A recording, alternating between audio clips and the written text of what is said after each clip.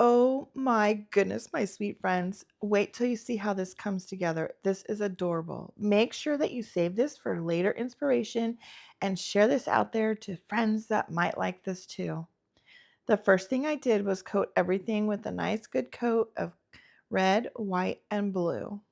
Single coat, you don't want it to be too thick because that makes the sanding difficult. I'll drop a picture of the colors I used and the products that I used in the comments.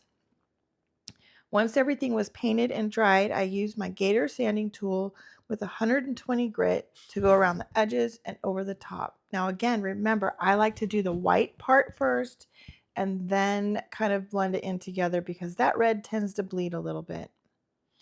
All right, once everything was sanded, going in both directions with that Gator sanding tool, I used my stencils that I got from Amazon and did a little stencil on the fireworks. Of course, I had to go right over the top of it to blend it all in to make it look that vintage worn look.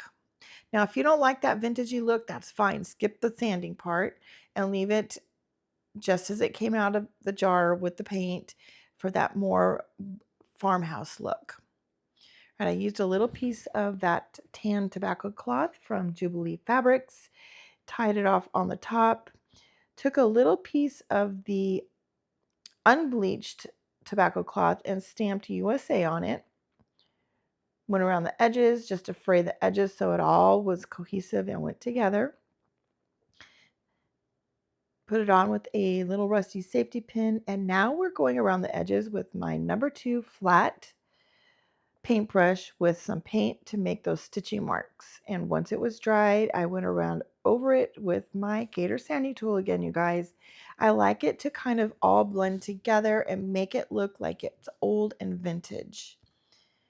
Now I'm just using some rope. I think I got this rope at either Hobby Lobby or Walmart. It's been around for a while. Tied or glued it onto the back, and now I'm holding onto the rope on the top and fraying just the top part, because if you try to do it all together, you're going to fray all of the edges and it will all come unraveled. And look at there, you guys. Isn't that not super cute? And look how cute it looks with the angel that we did the other day. All right, type hat for a link to the kit in the shop. Don't forget to share and save. Thanks for watching, friends. Love ya.